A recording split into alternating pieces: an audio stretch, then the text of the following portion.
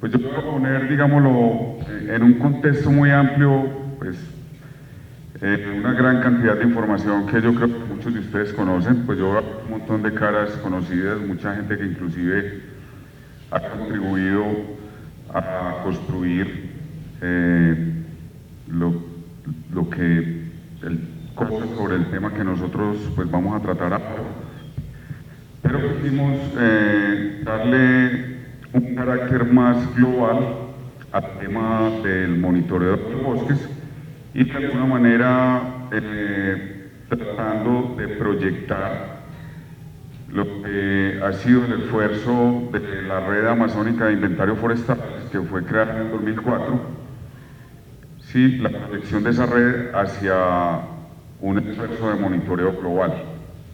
Lo que llamamos el Observatorio Pantropical de Bosques es todavía una construcción meramente conceptual, está todavía en proceso de consolidación, pero de todas maneras tiene resultados mostrables que yo creo que son importantes, sobre todo para el desarrollo de políticas globales, nacionales y regionales de conservación de los bosques tropicales en el contexto del cambio climático. Yo voy a dividir mi charla de una manera un poco arbitraria, pues voy a tratar de explicar qué entendemos desde la ciencia del cambio global de lo que es un planeta en crisis y ser peyorativo, entonces tratar de definir inclusive qué es un árbol o qué es un bosque en ese contexto, ¿sí? Y por qué es importante un observatorio. Un tema que es fundamental para nosotros que estamos trabajando desde el enfoque de los servicios ecosistémicos, porque creemos que es un enfoque fundamental para la conservación de los bosques tropicales, es cómo los bosques en pie determinan el crecimiento económico, la salud económica de una región o de un país, de una manera que todavía no ha sido considerada dentro de los modelos económicos. Es una paradoja inmensa. Los bosques tropicales se siguen tumbando a una tasa de 200.000 hectáreas en Colombia, 10 millones de hectáreas a nivel global, 30.000 hectáreas por año en Antioquia, simplemente porque en pie no valen nada. ¿Sí? Lo que nos enseñaban nuestros profesores hace 20 años, pues todavía sigue siendo un bosque en pie, no vale nada. Vale más tumbarlo y meter una vaca cursienta que posiblemente nunca nadie se va a comer. Simplemente muchas veces como una forma de establecer una propiedad sobre la tierra. Finalmente voy a poner algunos ejemplos de lo que llamamos nosotros el Observatorio Pantropical, un par de nuevos descubrimientos como un paradigma de la importancia de monitorear bosques en escalas amplias. Sí, hay mucha gente haciendo seguimientos a parcelas determinadas en determinadas regiones, pero esto no adquiere un contexto mucho más amplio que la investigación puntual, pues se está desperdiciando una gran parte de la investigación. Y un par de consideraciones de cuál puede ser la importancia de crear un observatorio de bosques para Colombia, particularmente descentralizado. Mucha investigación que se ha hecho aquí se ha hecho prácticamente sin ayuda oficial. De hecho, cuando gran parte de esta investigación estaba ya visible, muchas de las instituciones del Estado quisieron, digámoslo así, utilizar de una manera no peyorativa esta información, digámoslo así, para la definición de políticas. Sin embargo, esto hasta el momento no ha sido posible y lo que nosotros hemos visto es que desde la sociedad civil se puede construir una ciencia que sea importante y que sea clave para la conservación de la biodiversidad y los bosques tropicales. Entonces, la definición con respecto a qué es un planeta en crisis pasa inicialmente, pues, una diapositiva que traje esta mañana a colación en la introducción al pozo de Parque Nevados, es sobre la necesidad de creer, o de creer también siendo escéptico sobre las evidencias con respecto a que el cambio climático se está presentando, que son indudables, pues las medidas de temperatura en muchas partes del mundo muestran incrementos constantes a tasas variables dependiendo pues de la región y de muchas cosas, y que eso está relacionado pues con las actividades humanas, principalmente con el consumo de combustibles fósiles. Un artículo de John Cook, profesor de la Universidad de Queensland, que maneja uno de los grupos de cambio global más importantes del mundo, hizo una revisión de 12 artículos en las revistas más importantes del mundo, publicados en los últimos 20 años.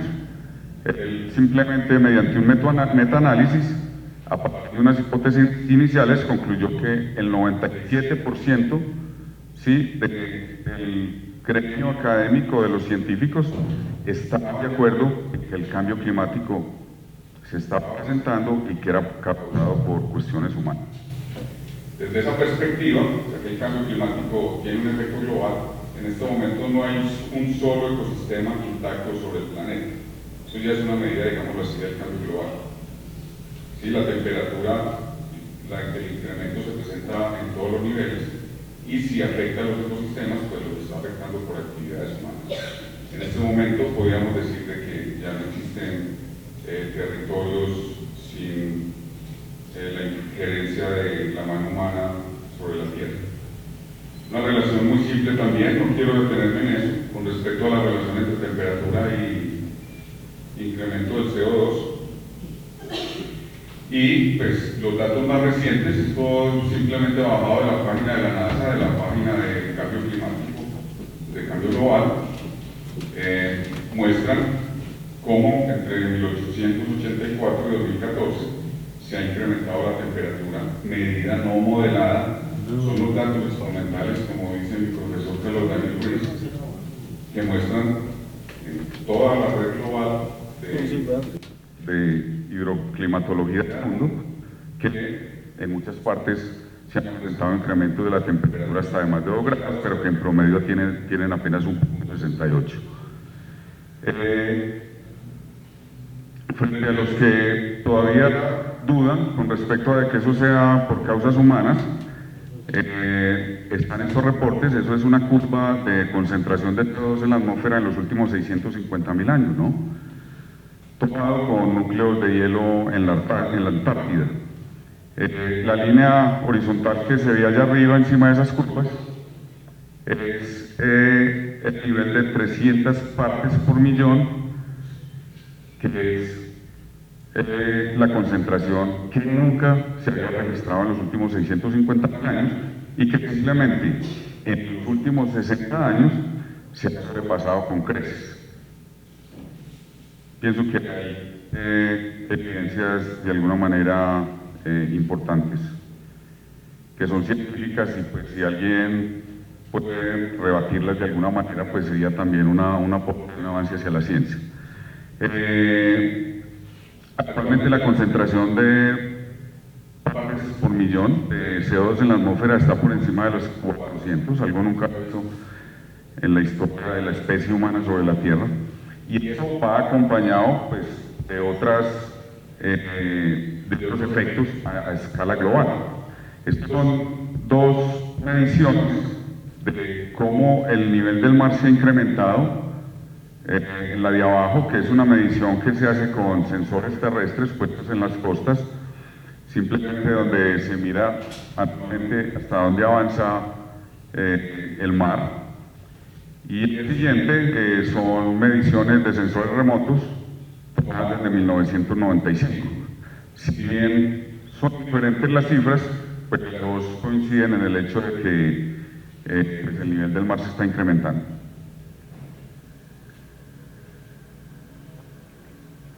Otro cambio global importante es la deforestación. En la curva se ve lo que pasa con los bosques de Indonesia actualmente, que es una de las paradojas económicas, ambientales, pienso más ridículas que hay en este momento sobre el planeta, ¿no sé? Que muestran, digámoslo así, la incapacidad que hemos tenido nosotros como ambientalistas, como biólogos, como conservacionistas, de hacer algo que realmente tenga impacto a nivel global. Es la tasa de deforestación en Indonesia, que se ha venido incrementando en los últimos años, simplemente por la proliferación de plantaciones de palma africana, sí, hechas para la generación de combustibles, de biocombustibles. Sí, o sea, a veces estamos deforestando el bosque tropical con la idea de que vamos a tener biocombustibles que van a contribuir por otra parte a la mitigación del cambio climático. Es algo que realmente es bien ridículo. En cuanto a la pérdida de bosque, abajo está la curva de Brasil, donde muestra que a partir del 2001, pues la tasa promedio de deforestación se ha venido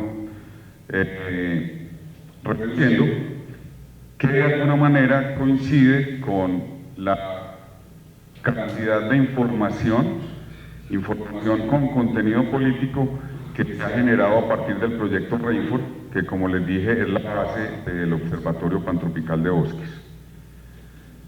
Otro cambio global importante es el último artículo publicado hace unos 2 meses que muestra en qué punto están las tasas de extinción actualmente, que se han acelerado pues desde 1500 y donde inclusive teniendo consideraciones conservativas con respecto a las cifras, pues son alarmantes, ¿no? Hay un crecimiento exponencial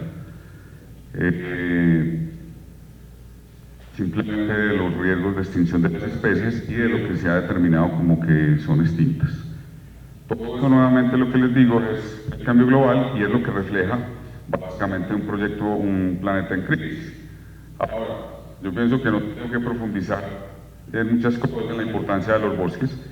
Si los bosques tuvieran en este momento una conservación eficiente, pues mucha de esa crisis global, de esa crisis planetaria, pues posiblemente estaría aminorada. Cuando hablamos de tomar el pulso al planeta, tenemos que hablar de alguna manera en términos de circulación, de respiración. Entonces, cuando nos referimos a un bosque y a un árbol en particular en este sentido, no estamos dejando de lado la biodiversidad, pero sí debemos pensar realmente en lo que es un árbol en términos de función. Esto es un resumen, hay árboles que pueden llegar a pesar hasta 100 toneladas de biomasa de peso seco, o sea, hasta cerca de 200 toneladas de peso húmedo, de los cuales el 60% son agua, el 25% carbono y el otro 25% pues otra serie de sustancias químicas exactamente. Se tienen evidencias de que los árboles son realmente bombas bióticas y les pido que recuerden este concepto acá, el concepto de bomba biótica, porque es importante para lo que vamos a hablar más adelante. Y hay mediciones que muestran pues que hasta 500.000 litros de agua por año pasan por el sistema circular vascular de un árbol, conducido desde el suelo hacia la atmósfera. ¿Sí? Pueden llegar a fijar 1 tonelada de carbono al año, y si consideramos el área global en bosques, en total, y en bosques tropicales, pues podemos pensar cómo estas funciones pueden estar determinando, por un lado, el ciclo del carbono a nivel planetario, pero también el ciclo del agua. Y nuevamente llegamos a conceptos importantes, todavía sin hablar pues de biodiversidad, que los bosques tropicales son importantes porque albergan el 50% de la biodiversidad del planeta, apenas en un 15% del área. Pero en términos de cómo controlan los bosques el clima a través de la concentración del dióxido de carbono en la atmósfera, se ve en esta gráfica, simplemente todo el carbono que contiene un árbol parte, depende de la especie, lo que se libera cuando un árbol se tumba y se quema, pues simplemente hay una emisión de CO2 a la atmósfera, y cuando los árboles crecen o se conservan los bosques, pues hay un efecto en que ese carbono que está relacionado con el incremento en la temperatura, pues simplemente sale de la atmósfera, y este balance es el que se considera el papel de los bosques en la mitigación del cambio climático. Bueno,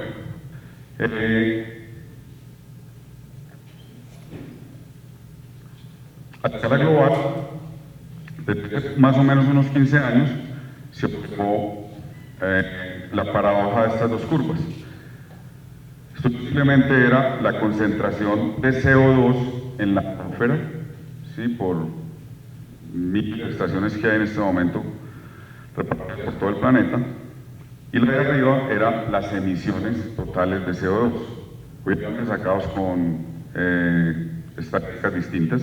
Esto es básicamente el consumo de combustibles fósiles o el consumo de otros compuestos químicos o la liberación de otras sustancias que se llegan a equivalencias de CO2. Entonces, emitíamos casi el doble de lo que se quedaba en la atmósfera. Entonces, después de casi 2 décadas de tratar de proponer esto, eso fue que una hipótesis de la ciencia del cambio global que se llamó el sumidero perdido, o sea, nadie sabía para dónde se iba todo ese CO2, fue simplemente lo que se determinó que era el sumidero, que era compartido tanto por el océano como por los ecosistemas terrestres. Ese carbono que no se quedaba en la atmósfera era un carbono que simplemente tomaban las plantas, tanto en los océanos como en los bosques. Eso ha sido una hipótesis de mucho debate. O sea, los dos grandes grupos de investigación de bosques tropicales en el mundo, que fueron pues, los de Rainforest y los del CTFS, entraron en un debate que duró casi una década con respecto hacia si los bosques tropicales maduros estaban funcionando como sumideros de carbono. Porque recuerden que a nosotros nos enseñaron en la universidad que los bosques llegaban hasta un tope de biomasa y de ahí pasaban pues, por restricciones de nutrientes, por restricciones de muchas cosas. Entonces se llegó a pensar que debido a que el CO2, el incremento en CO2 en la atmósfera era como una especie de enriquecimiento en nutrientes. De hecho, experimentos han demostrado que en ambientes enriquecidos de CO2 las plantas crecen más rápido. Entonces llegó a aceptar después de la publicación de este artículo en el 2011, donde se evaluaron cerca de 300.000 parcelas repartidas por todo el mundo de todos los tamaños, de que los bosques maduros del mundo realmente estaban funcionando como un sumidero de carbono. Esto puede reforzar la idea que por fin aceptó el panel intergubernamental de cambio climático en el 2005, también a partir de publicaciones del embrionario observatorio pantropical que era Rainforest, de que la Amazonia por sí sola estaba al año, o sea, los bosques intactos estaban fijando un promedio de 1 tonelada de carbono por hectárea que convertida toda la Amazonia representaban todas las emisiones de CO2 de la Comunidad Económica Europea. Recuerden que en esa época el panel intergubernamental estaba empujando a todo el mundo a una gran era de reforestación. El mundo ha tenido grandes eras de reforestación, siempre han sido un fracaso y siempre han terminado haciendo más daño. Pues no es sino ver la proliferación en muchos paisajes andinos, solo de eucaliptos, solo de pinos.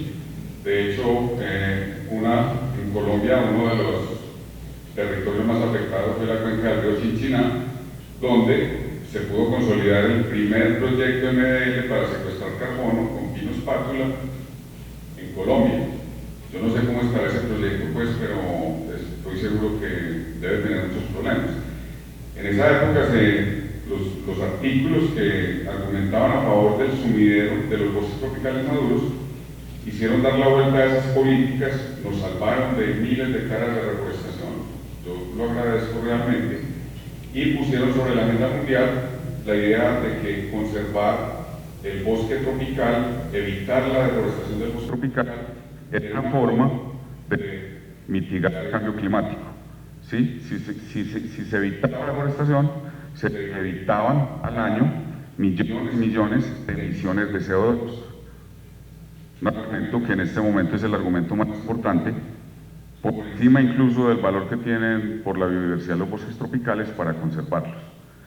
Si el clima planetario depende de que el carbono que esté en los bosques no se libere, pues debemos conservar los bosques. El balance más aceptado, este es de un grupo del profesor Lequeré, que es de la Universidad de Quebec, de un proyecto global de carbono, inclusive fue financiado directamente por el gobierno canadiense y producen las estadísticas más confiables cada 2 años con respecto a la contribución de las emisiones de CO2 en términos de la deforestación en la parte de abajo, ¿sí? Esto es petagramos al año, se emiten por deforestación cerca de un 1.0, más o menos 0.5 petagramos de carbono por año por deforestación. Recuerden que se deforestan anualmente en promedio 10 millones de hectáreas, mientras que por emisiones de combustibles fósiles son aproximadamente 8.3, esto es 15 a 85%, una cifra que varía más de lo que uno quisiera, ¿no? El anterior reporte hablaba de 21 y 79, algo así. Estamos esperando pues el siguiente reporte.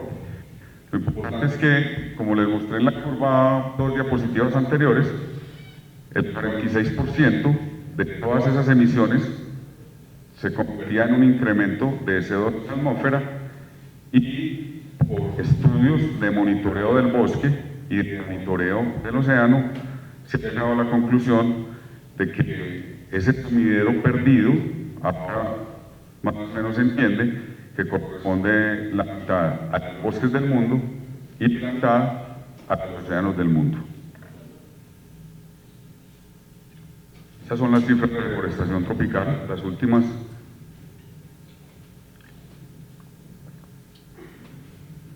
Para la mayor parte para sembrar biocombustibles, ¿no? Y la mayor parte, en el caso de Colombia, no es sino verlo de manera ilegal. O sea, un instrumento que son los bosques vitales para la estabilidad del planeta, se lo están robando, porque la mayor parte de los bosques del mundo son de todos, son del Estado, son baldíos. Se lo roba la iniciativa privada simplemente con fines de lucro. Hay cuestiones ahí políticas de fondo que son estos esfuerzos de hacer análisis de lo que pasa con los bosques en gran escala son importantes.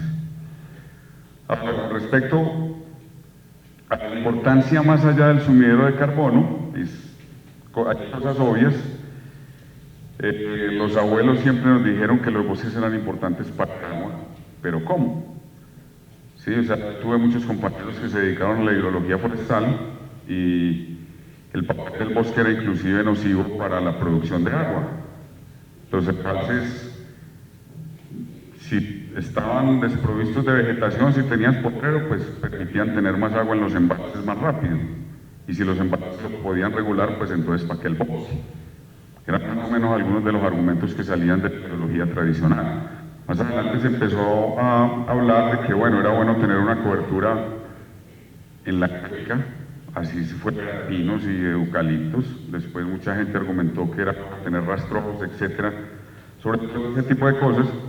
Pero había un elemento oculto dentro de las ecuaciones del balance hídrico, que era lo que se llamaba la variable de evapotranspiración. Los que estuvieron ahora en el simposio de Parque Nevados vieron un par de charlas que hablaban mucho de la evapotranspiración, y es simplemente un valor que combina el agua que se pierde de un sistema, que se va hacia la atmósfera por efecto de la evaporación sobre una superficie cualquiera, pero también de la transpiración de los árboles. Nunca, pues pocos estudios habían intentado separar la evaporación de la transpiración.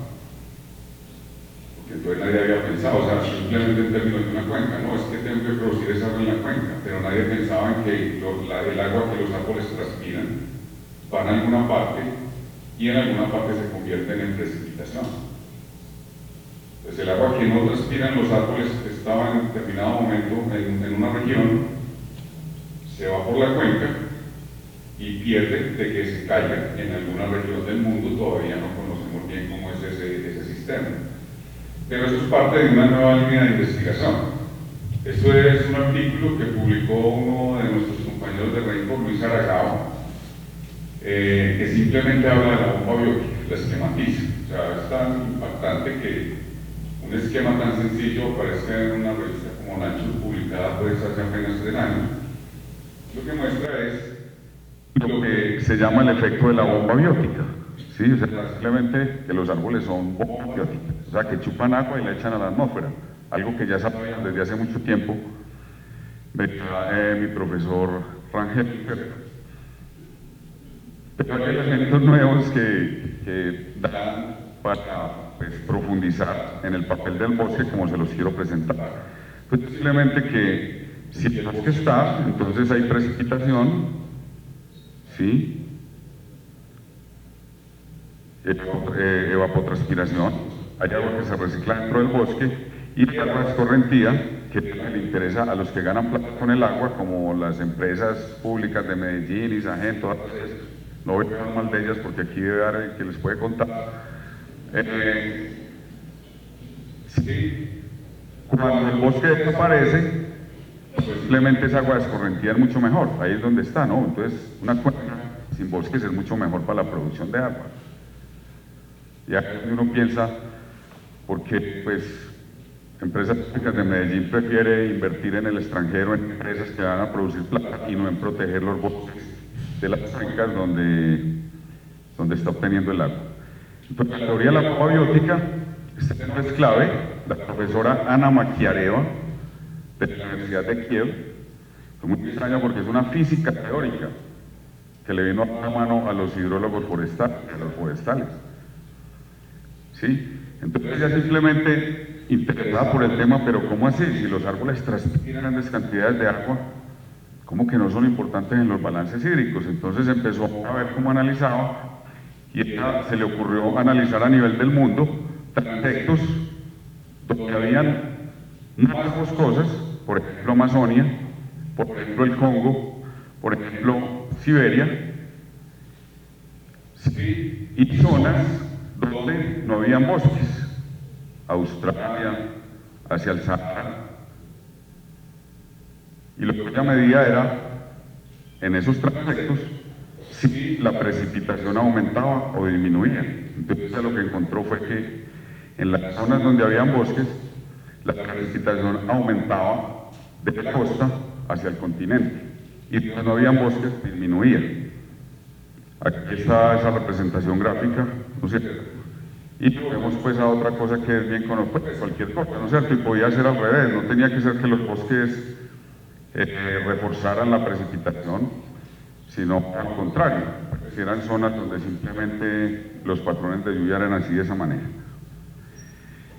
Esto dio origen a un concepto nuevo que ahora se está trabajando mucho en Amazonia y es el de los ríos aéreos, que lo están trabajando. En Colombia, el profesor Germán Poveda está estudiando ya desde hace varios años lo que se llama el Chocó del Chocó, que es una gran corriente de aire húmedo, que es el que hace al Chocó tan húmedo, entra por acá y ha estado encontrando evidencias de que depende mucho de los bosques, como toda esta cantidad de corrientes que entran por el Atlántico y van hasta el sur de Argentina.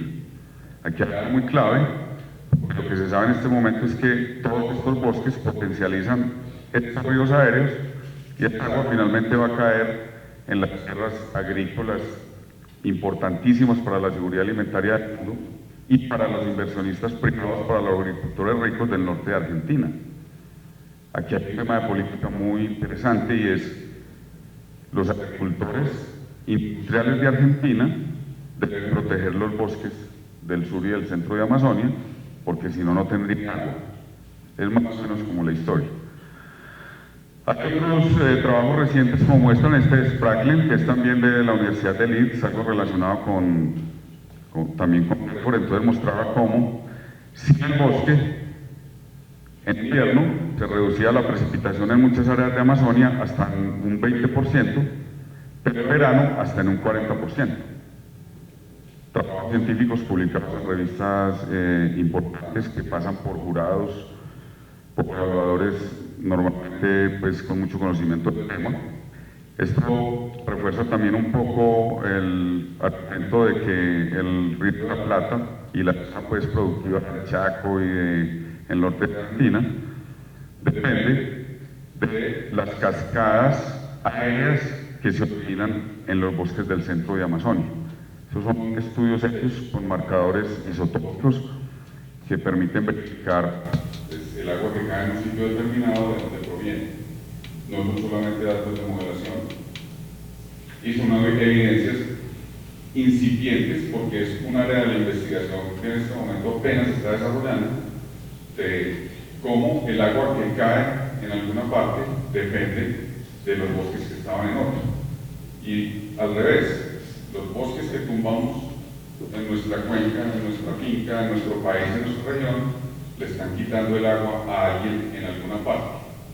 Si eso no tiene implicaciones políticas a favor de la conservación de los bosques, más allá de la biodiversidad, sin negar que la biodiversidad es importantísima, entonces yo creo que nada lo tendría, ¿no? Más argumentos a favor de la dependencia del desarrollo económico de los bosques. ¿Sí? Datos de lo que pasaría en la cuenca del río Xingu, que es la cuenca de mayor producción de energía del Brasil, con la deforestación en los próximos 40 años. Una reducción del 30% de la energía, ¿sí?, de una cuenca que abastece aproximadamente al 50% de la industria y de la población brasilera. No sé cuánto dinero será eso, pero uno se puede imaginar que es una gran cantidad de dinero. Entonces, sin bosques se dejaría de producir esa energía. Uno le puede preguntar también a empresas públicas o a quien, aquí al otro lado de Parque Nevados, si tienen claro sus ganancias de Embalse La Mie, que tanto dependen de la conservación de los bosques de Florencia o de los bosques de la cuenca del río Moro. No deberíamos estar pendientes de que ellos quieran o no conservar, sino que es una obligación. Esas empresas deberían hacerlo y estas evidencias son las que permiten hacerlo. También hablaba esta mañana, pues hablando con Marta Fandiño, al respecto, ella comentaba de que el discurso de los servicios ecosistémicos confundía más la conservación, ¿no? Que ya era suficiente con decirle a las autoridades, a los que pueden decidir sobre la conservación, que hay que conservar los ecosistemas porque son la base de toda la producción. Pero ¿cómo se demuestra eso? No, porque ya hay 200 especies, muy importante, y hay 3 endémicas, y hay 2 que están en riesgo. Eso es muy importante, también para proteger esas especies. Eso es un argumento que, si bien los biólogos sabemos que es importante, eso no convence a los políticos, no convence a los planificadores, no convence a los industriales. Pero uno le dice a una empresa como Isagen, pues, ¿cuántas especies hay en esos bosques que se van a perder? Pues que importe un comino, ¿no es cierto? Pero se habla claramente de que la pérdida de esos bosques le va a producir pérdidas económicas, estamos hablando en otro nivel. Entonces, nuevamente, no es ser peyorativo con respecto a lo que a todos nos ha interesado toda la vida, la biodiversidad es importante, sino en términos funcionales y en términos del desarrollo de una sociedad, qué tan importante es. Nuevamente, los bosques se pierden, ¿sí?, porque no tienen ningún valor en la economía de mercado. Y no vamos a convencer a los dueños del desarrollo de que porque hay muchas especies en un bosque, entonces no vaya a tumbar. Un ejemplo también que ponía esta mañana, más resumido, era con respecto a la importancia de ciertos ecosistemas, y no mencionemos la palabra estratégica porque pues se hace un debate aquí, no es eso, sino que hay, así como hay unos árboles más grandes que otros, pues también hay unos tipos de bosques que producen más agua que otros, y en ese sentido pueden ser más valiosos en términos de ese aspecto de la economía, de la producción de agua, lo que son los bosques de niebla. Este artículo, Leonardo Sáenz es un estudiante caleño de la Universidad del Valle, entonces él, haciendo un análisis a nivel de toda Sudamérica, encontró que los bosques de niebla son apenas el 5% de las áreas captadoras del agua de los embalses que producen energía o que producen agua, pero el 50% de agua que cae a esos embalses pasa por esas áreas tan pequeñas. Son los sitios claves para la conservación del agua, y nuevamente pues eso es mucho más importante como argumento, ¿sí? Como argumento de política que acelera cifras de biodiversidad. No, disculpe, voy a pasar unas diapositivas aquí rápido. Sin embargo, quisiera plantearme aquí, este es un mapa que sacamos hace ya aproximadamente unos 10 años, y es como una crítica al IDEAM. Si a alguien le interesa, acá hace 10 años sabíamos, por ejemplo, que en Colombia está uno de los sitios con más temperatura promedio anual de todo el neotrópico. O sea, son sitios calientes, pero no de biodiversidad, sino de temperatura. O sea, unas vastas zonas en el Magdalena Medio y en la costa Caribe con temperaturas promedio superiores inclusive a 28 grados centígrados. Lo pongo porque eso es un elemento más de conservación, un elemento más pues de discusión, y es una prueba de que desde hace 10 años sabemos que en Colombia el área de bosque seco se va a duplicar en los próximos años y no perder como afirman algunas agencias. Esto es algo que a mí me gusta también mostrar, y es el desconocimiento que tenemos sobre todas estas funciones del bosque, ¿no? El grupo Intersuidema, que trabaja en la Universidad de Ámsterdam, si no estoy equivocado, entonces hicieron un metoanálisis y simplemente mostraron en términos de lo que conocemos de la relación entre bosques y clima, sí, que tanto conocemos a nivel de la hoja, del árbol, de las poblaciones y de las comunidades. Entonces, lo verde significa que entendemos algo, lo amarillo significa que tenemos un entendimiento limitado, lo rojo pobre, y es que no conocemos absolutamente nada. Entonces, conocemos mucho a nivel de la hoja, que es algo paradójico porque todo el mundo quiere montar laboratorios de ecofisiología, y se debería montar más bien desde esta perspectiva laboratorios de ecología o ciencia de la ecología hacia otras partes. No conocemos absolutamente nada de lo que pasa a nivel de los árboles en términos de su relación con las temperaturas o con los incrementos de CO2 o con agua integrada, etc. Y es una guía, por ejemplo, para la investigación que particularmente nosotros hemos querido desarrollar también de la mano del Observatorio Pantropical de Bosques. Entonces, una síntesis simplemente nos permite: el cambio climático es una amenaza real, tenemos que mitigarlo y adaptarnos. Los bosques tropicales son parte del problema y de la solución. Detener la deforestación es necesario para el futuro de la humanidad, y se requiere una buena ciencia que obligue a cambios profundos en el modo de vida. Y aquí es donde entra un poco, en concreto, el Observatorio Pantropical. ¿Sí?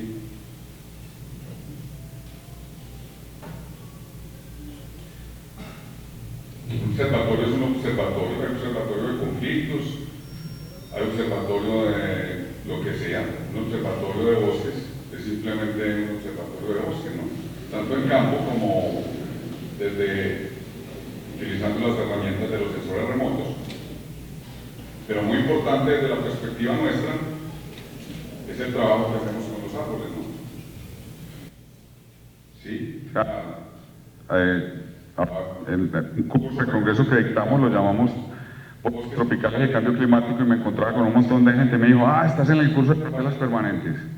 Yo, pues una parcela permanente es un instrumento, o sea, parece que fuera un fin en muchos escenarios académicos. Es como, es algo paradójico, ¿no es cierto? Entonces nos interesan los árboles, jodernos trepándolos, midiéndolos. Pero la idea es que pensamos en este momento, o sea, esto es una idea que ha surgido con el tiempo, de que cada dato de estos debe contribuir a una visión tanto local del bosque. O sea, esta medición nos sirve para ver cuál es el árbol más grande dentro de la parcela o cuánto tamaño tiene la parcela, pero también en un contexto global. Y puedo hablar de parcelas, pero recuerden que la presentación no es solo de parcelas. Colecciones importantísimas, botánicas, lo mejor cura que se pueda, ¿sí? Otra serie de mediciones. Tenemos Diego Navarrete, que ahora está haciendo su doctorado en Exeter, Sandra Patiño, que ya no nos acompaña para bueno, ¿sí? Y básicamente lo que queremos ir, de acuerdo con ese esquema de SUIDEMA, es cómo podemos llegar de todo lo que conocemos relativamente bien, que es la fisiología de las hojas y el intercambio gaseoso y todas esas cosas, a nivel de los árboles y a nivel del bosque.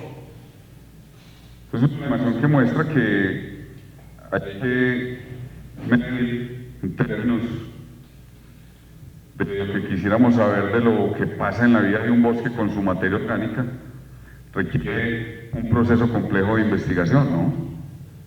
Sí, entonces los bosques asimilan CO2, producen materia orgánica, crecen, echan raíces, echan hojas, etcétera, todo ese tipo de cosas. Esos son variables que tenemos que medir simplemente para obtener a nivel de cada bosque una variable sintética que es lo que llamamos productividad primaria neta. Y para eso son importantes las parcelas permanentes, ¿no? Que son el eje del observatorio pantropical. Un ejemplo de toda la parafernalia de equipos y de metodologías que se necesitan para poder saber ese tipo de cosas. Las movidas raíces, sí.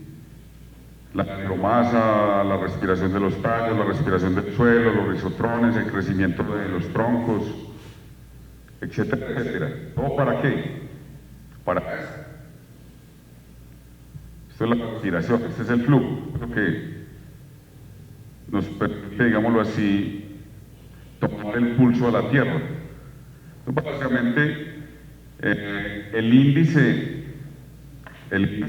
un índice tomado de imágenes satélite, un índice de verdor, un índice de área foliar, en distintas épocas a lo largo del planeta, hecho con un mosaico de imágenes del 2013. Entonces hay varias cosas interesantes que le muestran a uno cosas que uno antes no se imaginaba. Uno en el trópico dice verano o invierno, no tiene nada que ver con el verano o el invierno en las zonas templadas. Para nosotros el verano es la época de disponibilidad del agua, es la época de no disponibilidad de agua, el verano, mientras que en las zonas templadas sí lo es y el invierno es al contrario. En las zonas templadas el agua no está disponible en invierno y en las zonas tropicales sí. Y también una muestra de la dependencia del clima de la Tierra, la concentración de CO2 por lo menos, del crecimiento de las plantas. Entonces, ¿cómo podemos llegar a hacer una síntesis de todo eso? ¿Cómo le podemos decir al convenio de cambio climático, al convenio, al panel intergubernamental, al presidente de Estados Unidos, a los que sustentan el poder sobre la Tierra, de que eso es importante? A través de montar muchas parcelas en todas partes que permitan medir este tipo de cosas, pero que para medirlas se requieren coger los datos de biodiversidad también. Normalmente la biodiversidad tiene importancia, pero en términos de ser también un argumento para precisar datos que pueden tener un sentido más político y más importante para la conservación. Este es el resumen de lo que nosotros llamamos el Observatorio Pantropical de Bosques. Simplemente nació porque fue un proyecto liderado por Oliver Phillips desde el 2002 aproximadamente, y que hizo con una serie de parcelas permanentes en Brasil y que ahora pues tiene cerca de 1000 parcelas distribuidas por todo el mundo. Pero con la idea de trabajar en red y de que lo que se produce en cada una de las parcelas permita integrar en toda esa gran cantidad de sitios información para poder hablar en términos globales. Un ejemplo, una propaganda para lo que es un proyecto que empezó, como les dije, en el 2002,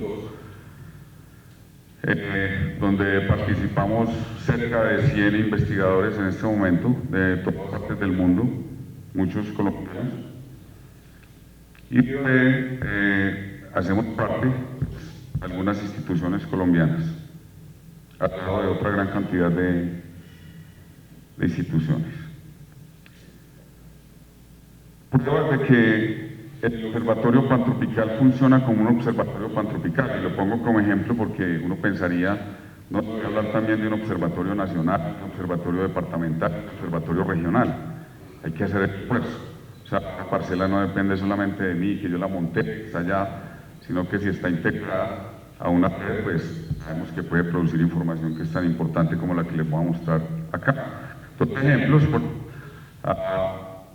pues aquí es muy joven, pero todo lo que a mí me enseñaron sobre los bosques tropicales provenía de los estudios que los ingleses habían hecho en África y en Asia. Hasta hace aproximadamente 20 años sobre Amazonia no se conocía nada.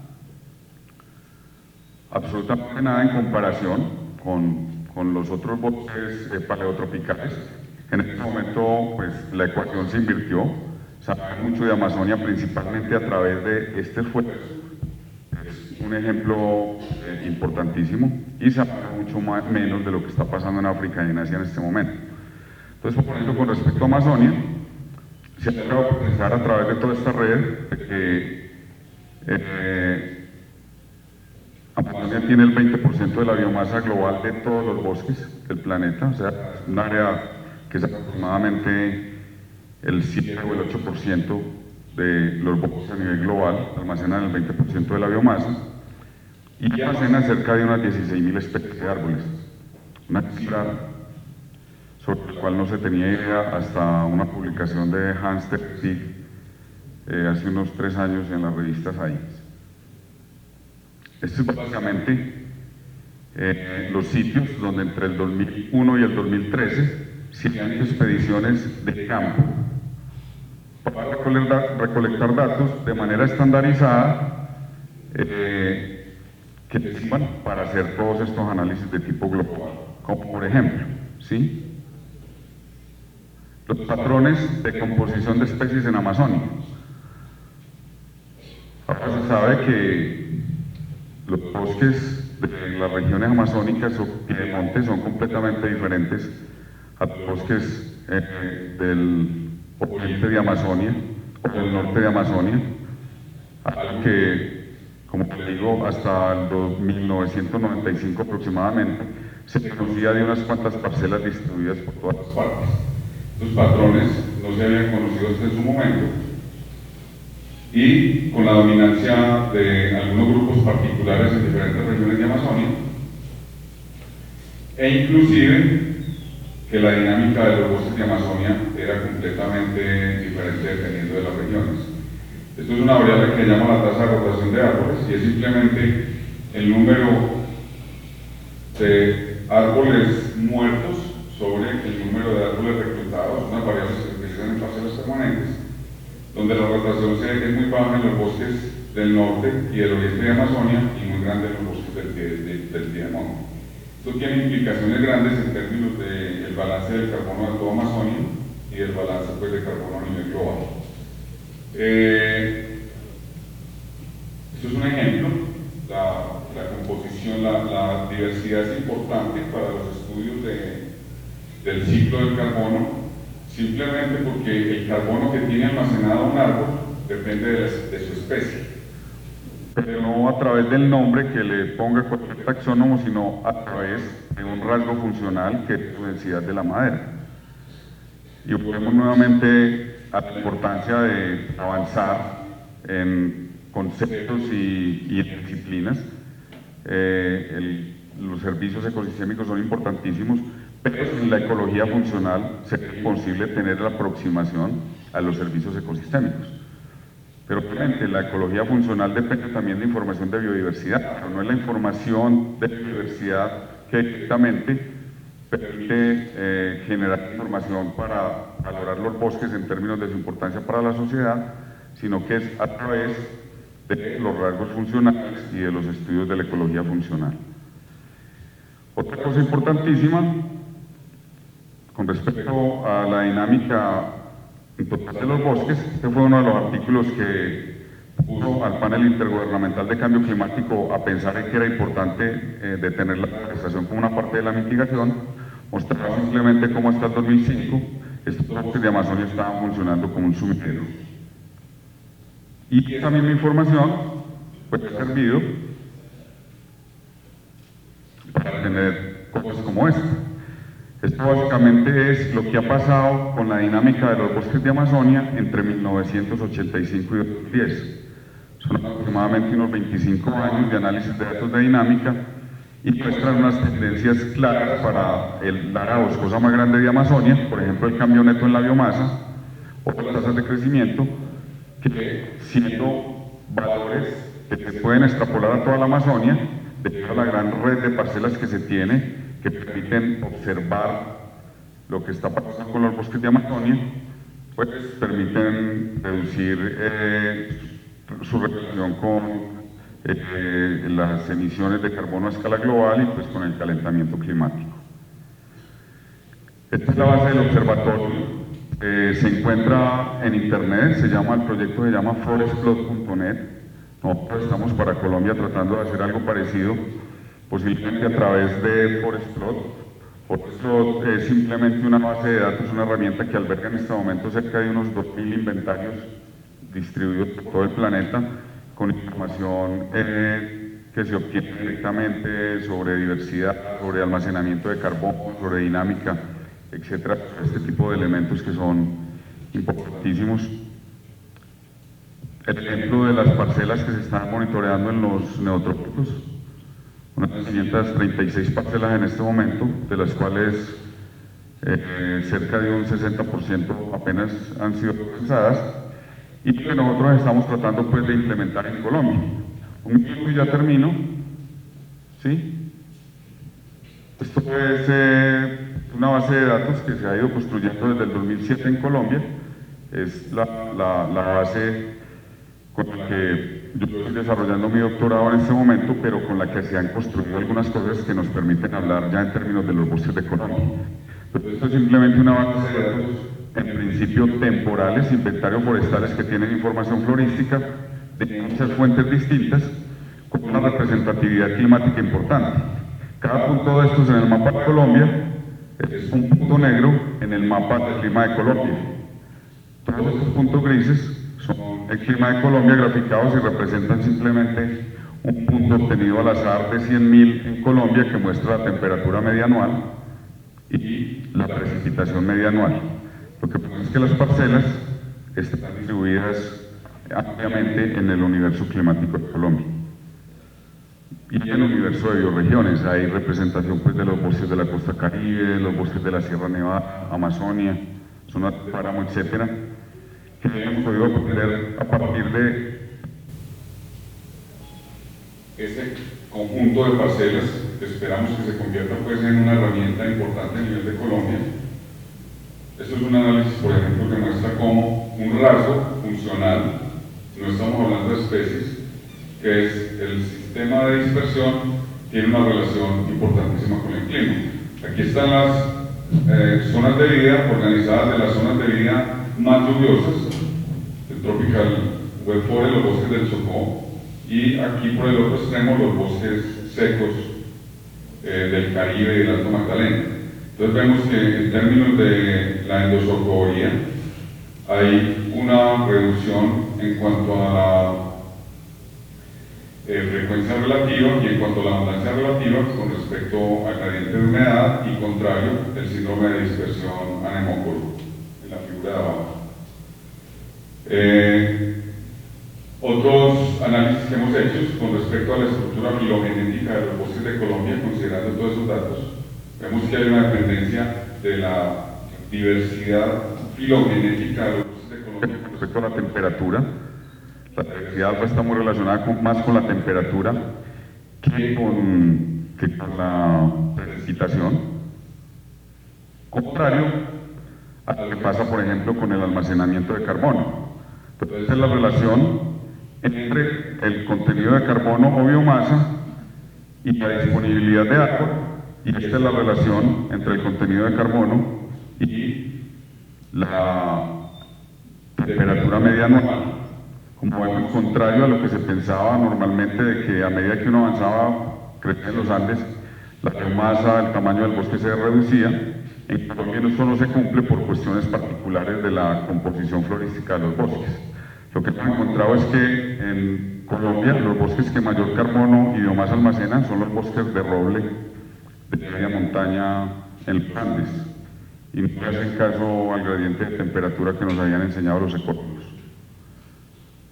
Hemos también encontrado con datos de crecimiento como el roble, eso son evidencias puntuales, inclusive apenas se insinúan de cómo el roble afecta el comportamiento de otras especies que conviven con él. En el gráfico de la izquierda simplemente se ve cómo especies que crecen en presencia de roble tienen menores tasas de crecimiento que las especies que crecen en ausencia de roble. Una prueba pues de lo que hemos repetido en los últimos 50 años, de lo que dijo Lozano por allá en 72 con respecto a el poder alelopático de los robles. En los últimos años hemos trabajado intensamente, particularmente aquí en Parque Nevados, con los que estuvieron en el simposio de Parque Nevados. Hoy lo que queremos es crear un gran sistema de monitoreo de clima, vegetación, suelos, biodiversidad, otros servicios para todo Parque Nevados. Hoy reunimos a una gran cantidad de personas que tienen en este momento proyectos de monitoreo similares en Parque Nevados, no somos los únicos, y trabajamos también en Urabá con dos intereses particulares distintos relacionados mucho con la idea que proviene del Observatorio Pantropical de Bosques. Hay muy poca información sobre lo que pasa con los bosques en gradientes ambientales amplios en zonas puntuales. Este es un ejemplo de lo que tenemos en Parque Nevados. En Parque Nevados tenemos un mapa de temperatura de nieves perpetuas de menos 0,40 grados centígrados permanentemente, hasta zonas en el Valle del Magdalena con 29 grados centígrados. Si nosotros podemos consolidar ahí un sistema de monitoreo, vamos a poder aportar al observatorio de lo que es el clima y los bosques y el cambio climático de los bosques y los ecosistemas a nivel global. En cuanto al esfuerzo que hicimos por consolidar un vacío que teníamos en la región de Urabá, ese sí que tienen acá, es el interés por generar otro experimento de los cuales existe muy poco a nivel global, y es, nunca nadie lo había mencionado, digámoslo así de esa manera tan explícita, pero realmente hay un gradiente climático con pocas barreras geográficas importantes que impidan la migración de los individuos desde La Guajira hasta el centro del Chocó, por ejemplo en la desembocadura del Bajo Calibre. Vamos desde casi 0 milímetros por año hasta 12.000 milímetros por año, en un transecto prácticamente continuo, sin barreras geográficas demasiado grandes. Estas ideas y analizar qué es lo que pasa con los ecosistemas en estos gradientes, pues solamente se pueden hacer a través de la idea de un soporte de un observatorio tropical de bosques. Un ejemplo de lo que estamos haciendo para Parque Nevados. Armenia está por aquí, pues Salento lo conocen muy bien, entonces simplemente desde los 1500 metros sobre el nivel del mar fuimos hasta la base del Paramillo del Quindío, estoy colocado ahí a los 4200 metros, con el interés de montar un sistema de monitoreo de clima, regulación hídrica y biodiversidad, con parcelas permanentes, que son las recomendadas por el Inventario Forestal Nacional. Queremos aportar al Inventario Forestal Nacional, pero con algo que apenas estamos haciendo en Colombia, y es dotar a las parcelas de sensores climáticos que nos permitan verificar en campo qué es lo que está pasando, no solamente con la dinámica de la vegetación, sino con la dinámica del clima. Todo esto con el objetivo, pues, como les decíamos ahora, y que fue el objeto de todo el simposio de hoy, de tratar de consolidar un sistema de monitoreo a partir de transectos que abarquen las principales cuencas con Beima, Quindío, Chiquiná y Otún en el Parque Nevados, como una manera de observar los bosques para obtener información que nos permita alimentar de una manera eficiente con respecto a la importancia de estos ecosistemas para Colombia, para la región, para donde sea, ¿no? Creo que me volví. Estos son mapas de carbono, lo que hemos hecho a nivel del país, mapas de diversidad de árboles con base en esa información y el carbono, ¿sí? Y la idea, pues como en el transcurso del trabajo de hoy era la idea de trabajar colaborativamente. Entonces, nos trajimos expertos en el clima del Parque Nevados, trajimos a Carlos Daniel Ruiz Carrascal, trajimos a los hidrólogos que más han trabajado en Parque Nevados, a gente que tiene nuevas ideas sobre la hidrología, a gente como Omar Melo, que tiene tal vez el sistema más importante de monitoreo de páramos, pero que no lo tiene en Parque Nevados, lo tiene en Cundinamarca con la CAR. Desafortunadamente lo escuchó más la CAR que las corporaciones de la región, que hay cosas muy interesantes que sirven pues como elementos. Con el único objetivo, como les decimos, de generar una información que realmente sea eficiente para la conservación de la biodiversidad y de los servicios ecosistémicos, que finalmente pues, es lo que nos interesa a todos. Bueno, muchas gracias.